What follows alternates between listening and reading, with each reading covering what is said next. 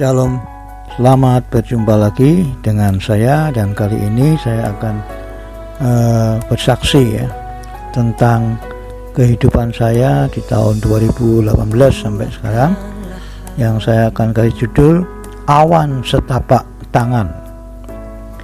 Puji Tuhan Yesus, kalau saat ini saya mulai dibukakan berkat Tuhan, tingkap-tingkap langit mulai dibukakan. Karena sudah beberapa lama saya mengalami seolah Tuhan itu tutup pintu ya berkat buat saya. Jadi sepertinya sulit ya untuk mendapat berkat. Tapi kemurahan Tuhan tahun 2020, tahun kemuliaan Tuhan ya, saya sudah mulai mengalami ini ya. Namun saya terus percaya firman-Nya bahwa suatu hari pasti Tuhan buka pintu berkat buat saya. Itu yang saya imani, yang saya percayai, walaupun awalnya sebelumnya serasa Tuhan itu menutup pintu bagi saya tentang berkat ekonomi ya. Nah, tahun 2018 saya itu ke Papua untuk bisnis dan buka pelayanan sekolah musik di sana. Hal itu sudah saya saksikan ya waktu saya masuk ke pulau. Maka saya masuk yang pertama tidak masalah, tidak ada apa-apa, dapat berkat. Dan masuk yang kedua kali ke pulau itu, saya di pulau itu tidak bisa makan ya, panas tinggi, kepala nut begitu ya.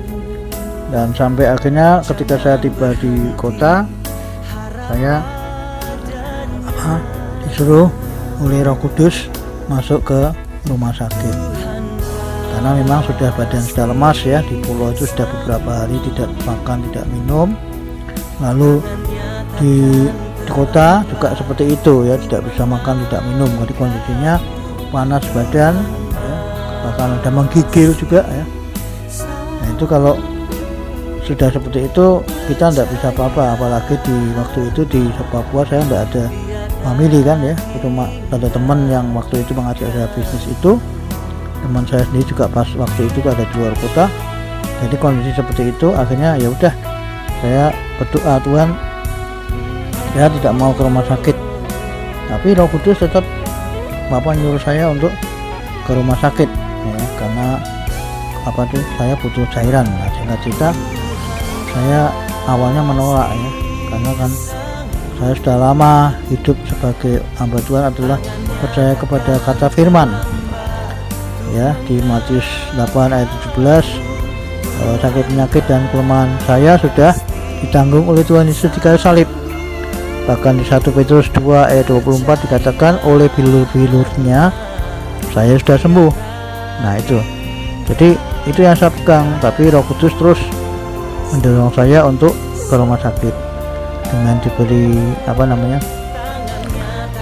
diberi ilustrasi atau diingatkan suatu cerita di kisah Petrus di waktu itu ya, disuruh makan binatang yang haram menurut kitab hukum Taurat ya. Turun dari langit ada binatang-binatang itu disuruh makan, tapi Petrus tidak mau ya. Karena apa? Karena itu kan melanggar firman Tuhan. Nah seperti itu saya juga disuruh ke rumah sakit, saya tidak mau. Itu kan berarti saya tidak percaya kepada kata firman Tuhan. Kalau saya ke rumah sakit artinya saya sakit kan begitu ya, padahal firman Tuhan berkata sudah sembuh. Lah itu seperti itu. Singkat cerita Tuhan Roh Kudus menyuruh saya terus ya untuk masuk ke rumah sakit. Saya juga sempat bingung ya waktu itu ya, bagaimana ini antara iman dengan suara Roh Kudus kok tidak sama ya. Iman saya mengatakan bahwa saya sudah sembuh, tapi Roh Kudus bilang saya harus ke rumah sakit, perlu infus, perlu cairan. Nah singkat cerita, karena saya diingatkan kisah Petrus itu yang disuruh makan binatang haram pada waktu itu, Petrus tidak mau, tetapi sampai 3 kali. Terus Tuhan berkata, apa yang dihalalkan oleh Allah tidak boleh diharamkan oleh manusia. Nah saya juga seperti itu kasusnya, beda saja cuma sama maksudnya. Jadi saya akhirnya mau ke rumah sakit. Petrus juga akhirnya mau melayani Cornelius yang notabene bukan orang Israel. Nah seperti itu maksudnya. Nah, akhirnya saya mau tiba ke rumah sakit. Waktu itu diantar oleh tetangga saya, karena saya waktu itu ada di Papua. teman saya meminjam mobil untuk membawa saya ke rumah sakit, dan tetangga saya itu mengantar saya ke rumah sakit dengan mobil itu. Sampai di sana, singkat cerita, divonis dokter bahwa saya mengalami kena malaria sudah stadium 4, malaria tropika stadium 4. Nah ya, kalau malaria tropika stadium 4 itu menurut kata orang-orang kalau tidak mati ya gila gitu ya. Nah itu seperti itu. Nah saya tidak tahu ya masalah medis ya, mau mati kah gila saya tidak tahu, tapi yang saya jelas dokter mengatakan bahwa saya kena malaria tropika stadium 4 ya. Sebelumnya memang saya sebelum saya pergi ke Papua itu ada dosen saya yang ke Papua ya, beberapa bulan sebelum saya pergi ke Papua, dosen saya ke Papua itu lalu di sana pelayanan terus kena malaria ceritanya begitu ya. Akhirnya sampai dibawa di Jawa tidak tertolong ya, sudah meninggal dipanggil Tuhan. Nah saya ingat itu ya, apalagi saya ini sekarang ada di stadium 4 ya. Saya nggak peduli lah ada dokter kata kenyataan atau kata perasaan saya, meski hal itu butuh perjuangan ya untuk mengalahkan hal-hal itu ya, untuk mengalahkan kata dokter, untuk mengalahkan kata faktanya, untuk mengalahkan perasaan saya itu butuh perjuangan. Memang tidak mudah, tapi terus berjuang. Memang faktanya yang saya alami adalah badan saya itu panas tinggi ya, sampai ketika saya tidur itu menggigil ya, kayak di tempat yang sejuk dingin gitu ya. Kalau di sini ya kopeng lah kira-kira begitulah kalau di Semarang. Nah jadi nggak bisa makan, nggak bisa minum ya, kepala nut-nut, sudah campur aduk lah, pokoknya tidak karuan semua. Nah hal itu saya alami 1 minggu saya ada di pulau hingga saya tiba di kota Jayapura. Nah dalam kondisi seperti itulah saya berjuang ya. Akhirnya singkat cerita saya sudah sampai di rumah sakit divonis seperti itu ya. Saya tetap pegang firman Tuhan ya, bahwa saya sudah sembuh ya. Saya bilang sama diri saya bahwa saya sudah sembuh ya, menurut firman Tuhan, bukan menurut kata dokter atau kata penyataan, tapi menurut firman Tuhan. Nah, seperti itu kira-kira perjuangan saya ya. Nah dalam kondisi seperti itu memang saya butuh tempat yang khusus, tenang ya. Waktu itu di rumah sakit saya dikasih kelas 3, padahal saya ikut BPJS itu dibuatkan anak saya itu kelas 1. Jadi saya mengerikan ya. Wah, kalau saya cerita panjang lebar maka akan memakan waktu, karena hal ini sudah saya saksikan di tayangan YouTube yang lain ya. Nah singkat cerita saya dikasih obat, kadang saya tidak banyak minum. Kenapa? Karena saya cuma butuh infus saja. Dalam hati saya kan itu vitamin yang memberi kekuatan, karena saya tidak bisa makan dan minum loh. Jadi ditolong oleh infus, itu maksud saya.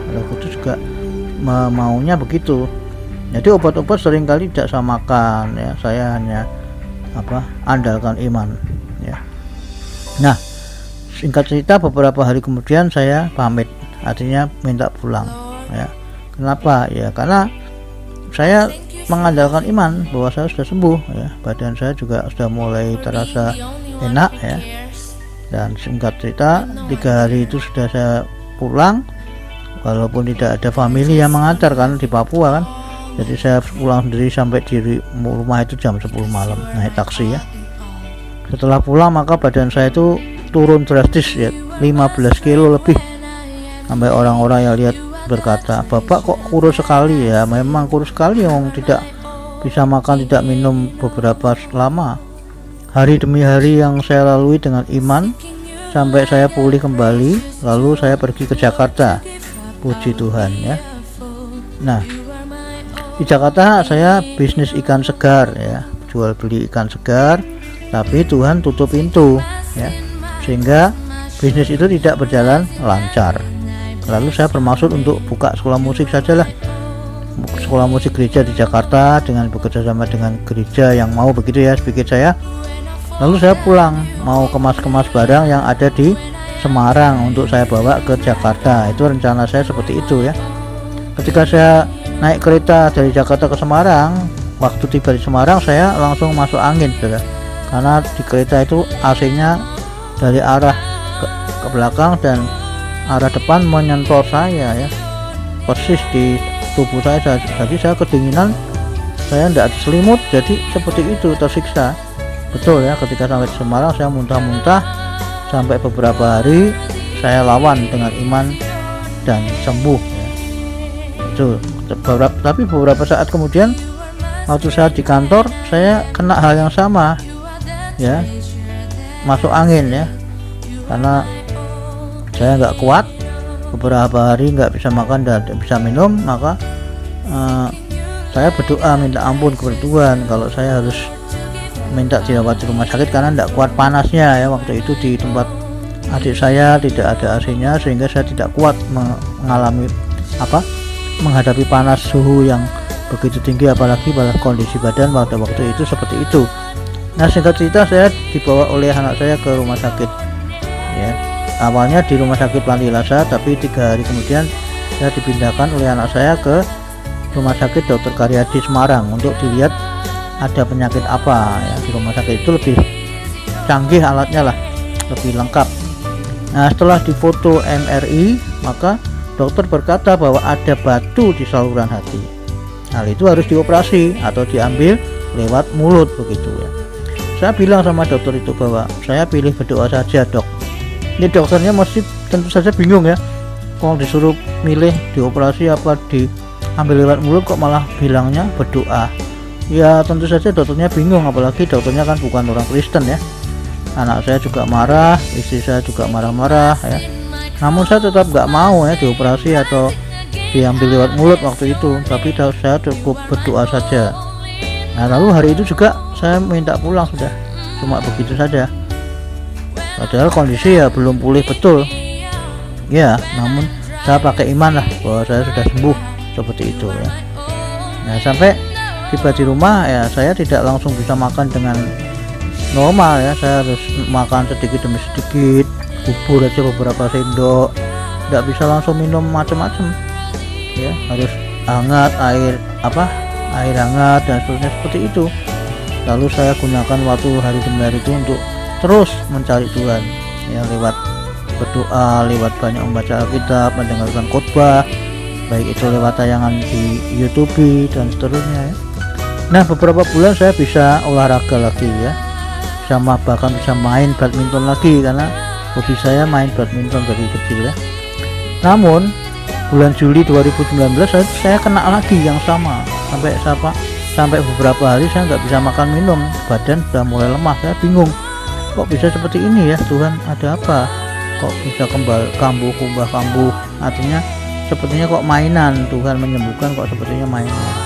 Nah, akhirnya singkat cerita saya minta diantar adik saya ke rumah sakit untuk minta diinfus. Tapi di rumah sakit Panti Lasa itu diinfus cuma 1 botol infus, berarti pulang ya tidak ada efeknya ya, tidak ada perubahan. Saya tetap lemah dan tidak bisa makan seperti itu. Nah, singkat cerita saya minta untuk diantar ke rumah sakit Karyadi ya, dengan tujuan supaya saya dapat cairan infus. Itu tujuan saya, hanya itu aja ya. Namun oleh tim medis dan anak saya tetap disuruh minum obat ya. Itu sempat tegang juga, saya tidak mau, tapi medis dan anak saya tetap disuruh minum obat ya. Akhirnya dengan terpaksa saya maulah, meskipun faktanya sering obat itu tidak saya makan ya, tidak tahu mereka obat itu dikasih saya buang, saya kumpulkan di tas kresek kalau bahasa Jawanya ya, begitu. Jadi seperti itu yang saya alami pada waktu yang tahun 2019 lalu ya, 2019 tahunnya lalu ya, 2019 ya, tahun 2019 yang lalu. Dan saya cuma pakai iman, jadi iman saya itu yang jadi obat saya. Jadi obat sering tidak saya makan, saya sering buang aja. Ketika dokternya datang, saya ditanya, loh dulu kan bapak bilang nggak mau dioperasi, lah sekarang mau? Saya ditanya gitu ya, saya bilang ya dah dok, ini mungkin jalannya saya harus dioperasi ya, karena kok seperti ini berulang-ulang ya, ada efeknya lagi, gatal-gatal ya. Ternyata dokternya gantian yang ngeper ya, alias tidak mau operasi, malah disarankan saya diambil lewat mulut saja Padahal dulunya kan dia mau operasi, pilihannya saya disuruh dioperasi atau diambil lewat mulut. Nah ketika saya mau dioperasi malah dokternya bilang enggak usah, nanti dia Pak dilihat lewat mulut saja. Saya pikir diambil lewat mulut tuh pakai alat dan sebagainya, ternyata cuma diteropong ya. Dilihat di dalam pencernaan saya itu, di dalam perut saya ya. Saya dibius selama 2 jam, lalu dimasuki selang lewat mulut, dilihat bagian dalam perut saya, dan setelah dicari batu yang dulu ada itu sudah hilang gitu saudara. Nah rupanya Tuhan yang ngambil batu itu kan. Ya puji Tuhan ya, doa dan iman saya itu tidak sia-sia kalau begitu. Artinya kan dicari hilang. Dokternya akhirnya besoknya ketemu saya, dia minta memberitahu, Pak ini Pak dok, saya sudah kemarin sudah cari batunya hilang. Ya puji Tuhan dalam hati saya, gitu dok, iya ya hilang. Nah cuma dia bilang ada apa gitu loh, di ini mau diambil diambil untuk contoh diteliti di laboratorium. Waduh, udah besoknya saya minta pulang saudara. Ya kenapa? Karena sudah dengar seperti itu mujizat terjadi, batu yang dulu ada sekarang diteropong tidak ada ya, artinya kan Tuhan Yesus tidak bisa dusta ya, selalu menggenapi firman-Nya bagi yang percaya ya. Puji Tuhan. Jadi batu itu sudah hilang tanpa operasi ya, mujizat benar-benar saya alami ya. Saya pulang dapat oleh-oleh, tangan kiri bengkak gara-gara susternya terlambat ganti infus. Nah itu harusnya kan dia bertanggung jawab, tapi tidak mau. Pihak rumah sakit cuma bilang ya nanti kan hilang sendiri, seenak aja dia ngomong. Padahal butuh waktu 1 bulan lebih itu ketika saya di rumah ya. Nah waktu saya pulang di rumah dengan tangan seperti itu bengkak ya, waktu di rumah Roh Kudus suruh saya tumpangi tangan yang bengkak itu, doakan. Nah, saya langsung tumpangi tangan ya. Dalam nama Tuhan Yesus sembuh. Luar biasanya besoknya bengkak itu meletus meledos pada Jawanya ya. Keluar banyak cairan infus dan darah. Jadi bingung saya, luar biasa ya. Jadi nggak sakit, tiba-tiba pagi-pagi bangun itu seperti itu. Nah itu rupanya Tuhan operasi tangan saya itu, namun tidak terasa sakit sama sekali, betul ya. Singkat cerita saya pulih kembali, sampai kini bisa bersaksi di mana-mana ya. Puji Tuhan, saya sudah bersaksi di berbagai gereja, bahkan di tayangan ini juga saya saksikan ya. Memang butuh perjuangan ya. Kalau kita sebagai orang percaya, kalau kita memilih melawan segala sesuatu dengan iman, itu butuh perjuangan, tidak enak-enakan aja ya, tidak santai-santai. Kita harus berjuang melawan fakta kenyataan yang tidak sama dengan kata firman Allah ya. Firman Allah berkata sudah sembuh, faktanya sakit, kan itu kan butuh perjuangan ya. Juga perasaan yang saya alami tidak seperti yang Tuhan katakan ya. Firman Tuhan katakan saya sudah sembuh, lah perasaan saya mengatakan saya masih sakit, kan itu namanya kan berlawanan. Nah itu seperti itu, butuh perjuangan terus ya. Saya terus tidak mau menyerah. Saya percaya bahwa firman Allah yang benar, bukan fakta dan bukan perasaan saya. Seperti itu, saya lawan terus tiap hari saya bergumul dengan Tuhan, artinya membaca Alkitab, berdoa, seperti itu saudara. Nah setelah itu sudah, puji Tuhan, sampai hari ini saya sudah dipulihkan Tuhan, luar biasa ya. Nah setelah itu saya nggak ada pelayanan ya, karena sudah beberapa saat saya nggak ngajar ya, jadi vakum ya, murid-murid sudah lama ya nggak ada. Namun Tuhan beri pelayanan baru ya, ini main musik di acara kematian. Jadi pelayanan saya berganti main musik di acara orang mati. Kalau ada orang mati saya main musik, pendetanya khotbah, seperti itulah. Itu Tuhan kasih yang baru ya. Nah saya terus isi hari-hari saya dengan mencari kerajaan Allah dan kebenarannya. Seperti yang Matius 6 ayat 23 perintahkan ya. Carilah dahulu kerajaan Allah dan kebenarannya, maka semuanya akan ditambahkan kepadamu. Ya, bagaimana mencari kerajaan Allah dan kebenarannya? Ya bisa dengan lewat doa. Kita berdoa itu artinya kita sedang mencari kerajaan Allah dan kebenarannya. Lalu kita mendengarkan firman Tuhan ya, lewat apapun juga ya, lewat YouTube dan sebagainya, di gereja dan sebagainya. Itu kita sedang mencari kerajaan Allah. Dan waktu saya nonton khotbah di YouTube, ketemu gereja keluarga Allah, khotbahnya kok memberkati ya saya ya. Nah maka saya berkeputusan untuk ikut gereja keluarga Allah di Solo. Nah, saya sempat pergi ke Solo waktu itu. Singkat cerita, saya sering ikut doa Pondok Daud di gereja Solo ya. Jadi saya berangkat naik bus, pulangnya menginap beberapa hari atau kadang sehari, saya pulang seperti itu ya. Jadi Pondok Daud itu isinya hanya nyanyi pemuji Tuhan saja ya, tidak ada apa-apa ya. Kalau ada firman itu di Jumat malam, tapi kalau enggak ya mereka cuma nyanyi-nyanyi aja ya, nyanyi-nyanyi terus menyembah Tuhan. Jadi begitu itu Pondok Daud itu 24 jam di Solo itu. Nah, hingga kini saya gabung di gereja Keluarga Allah di Semarang ya. Saya sering ikut doa Pondok Daud di Semarang juga ya. Dan awal pertama saya dari Senin sampai hari Sabtu saya ikut terus itu, dari Senin, Selasa, Rabu, Kamis, Jumat saya ke Solo ya. Dan sejak itu Tuhan mulai buka pintu berkat ekonomi saya ya. Akhirnya saya ada orang Cina yang minta hasil laut kepada saya. Awalnya seolah Tuhan tutup pintu terus ya.